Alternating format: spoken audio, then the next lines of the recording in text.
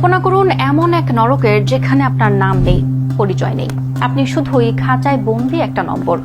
24 ঘন্টা চোখে কালো কাপড়, হাত পা শিকলে বাঁধা, আর সামান্য নড়াচড়া করলেই ধেয়ে আসে হিংস্র কুকুর কিংবা বুটের লাথি। কোনো রূপকথা বা সিনেমার গল্প নয় এগুলো। ইসরায়েলের মরুভূমির ভেতরেই ফিলিস্তিনিদের উপর চালানো হচ্ছে এমন মধ্যযুগীয় বর্বরতা। মার্কিন সংবাদ মাধ্যম CNN এর এক হাড়হিম করা অনুসন্ধানী প্রতিবেদনে উন্মোচিত হয়েছে ইসরায়েলের নেগেভ মরুভূমির সদে তেইমান সামরিক ঘাঁটির ভেতরের গা শিউরে ওঠা সব চিত্র। আন্তর্জাতিক সব মানবাধিকার আইনকে বৃদ্ধাঙ্গুলি দেখিয়ে এখানে কিভাবে ফিলিস্তিনিদের উপর চালানো হচ্ছে পৈশাচিক নির্যাতন, আজ তাই দেখাবো আপনাদের।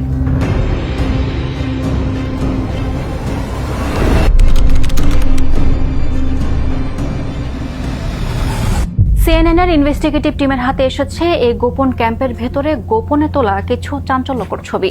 প্রখর ফ্লাডলাইটের তীব্র আলোয় ধূসর পোশাক পরা শত শত ফিলিস্তিনি পুরুষকে একটি বিশাল কারখানার মতো ঘরে সারিবদ্ধভাবে বসিয়ে রাখা হয়েছে। সবার চোখ কালো কাপড়ে বাঁধা, হাত করা পরা এবং মাথা নিচু। পুরো ঘরটি কোনো পশুপালনের খামারের মতো করে কাঁটাতারে ঘেরা।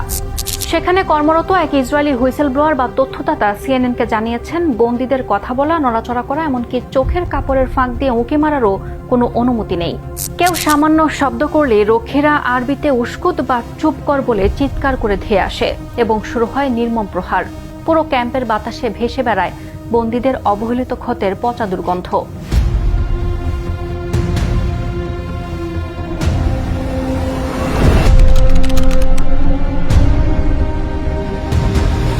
CNN এর অনুসন্ধানে সবচেয়ে ভয়ঙ্কর তথ্য মিলেছে বন্দিশালার ভেতরের অস্থায়ী ফিল্ড হসপিটাল বা মাঠ হাসপাতাল নিয়ে। সেখানে আহত অসুস্থ ফিলিস্তিনিদের সম্পূর্ণ নগ্ন করে সার্বক্ষণিকভাবে লোহার বিছানার সঙ্গে বেঁধে রাখা হয়। তাদের মলমূত্র ত্যাগের জন্য পরিয়ে রাখা হয় ডায়াপার এবং প্লাস্টিকের পাইপ দিয়ে জোরপূর্বক তরল খাবার খাওয়ানো হয়। তথ্যদাতারা জানিয়েছেন, দীর্ঘ সময় প্লাস্টিকের জিপটায় বা শক্ত তার দিয়ে হাত পা বেঁধে রাখার ফলে অনেকেরই হাত পায়ে পচন ধরেছে। আর সেই পচন ঠেকাতে অদক্ষ শিক্ষানবিশ চিকিৎসকদের দিয়ে অবিকল গিনিপিগের মতো কোনো অবশ করার ওষুধ বা অ্যানেস্থেসিয়া ছাড়াই বন্দীদের হাত পা কেটে ফেলা হচ্ছে। এটি কোনো চিকিৎসা নয়, বরং চিকিৎসার নামে চরম নির্যাতন।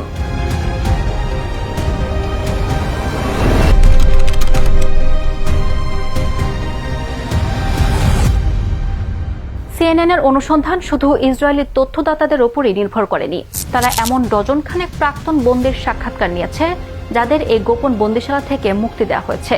তাদেরই একজন গাজার ইন্দোনেশিয়ান হাসপাতালের অস্ত্রোপচার বিভাগের প্রধান চিকিৎসক মোহাম্মদ আলরান। 44 দিন পর মুক্তি পাওয়া এই চিকিৎসক CNN-কে জানান, যখন তারা আমার চোখে কাপড় খুলল, আমি দেখতে পেলাম তারা আমাদের মানুষ নয়, জন্তু মনে করে। আমি দেখতে পেলাম যে আমরা তাদের কাছে পশুর চেয়ে বেশি কিছু নই।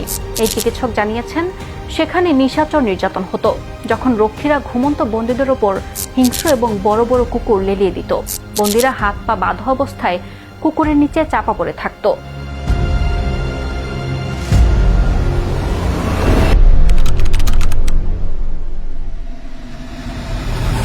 ইসরায়েলি সেনাবাহিনীর কাছে CNN এর অনুসন্ধানী দল এইসব অভিযোগের বিষয়ে মন্তব্য চাইলে তারা দাবি করে তারা বন্দীদের আইন অনুযায়ী সঠিক দেখভাল করছে।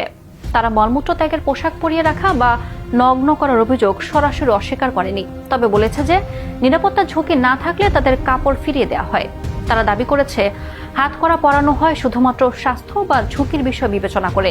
তবে CNN এর অনুসন্ধানে আরও উঠে এসেছে যে এই বন্দিশালায় থাকা ফিলিস্তিনি প্রতিনিধিদের মাধ্যমে রক্ষীরা তাদের নির্দেশ আরবিতে অনুবাদ করিয়ে নেয়।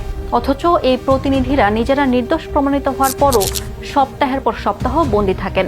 এমনকি CNN এর টিম যখন এই ক্যাম্পের বাইরে তথ্য সংগ্রহ করতে যায়, তখন ইসরায়েলি পুলিশ তাদের আটকে জিজ্ঞাসাবাদ করে এবং ভিডিও ফুটেজ ডিলিট করার চাপ দেয়।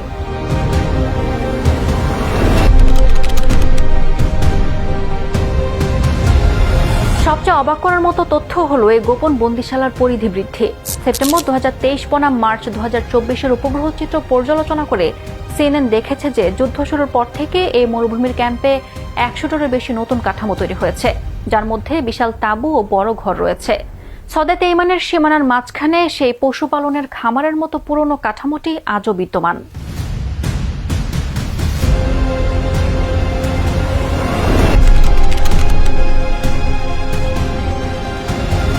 ইসরায়েলের একটি নতুন বিতর্কিত আইনের মাধ্যমে কোনো পরোয়ানা ছাড়াই ফিলিস্তিনিদের ৪৫ দিন পর্যন্ত এই গোপন ক্যাম্পে আটকে রাখা যায়। বর্তমানে সেখানে ৯,০০০-এর বেশি ফিলিস্তিনিকে সম্পূর্ণ গোপনে বন্দী রাখা হয়েছে।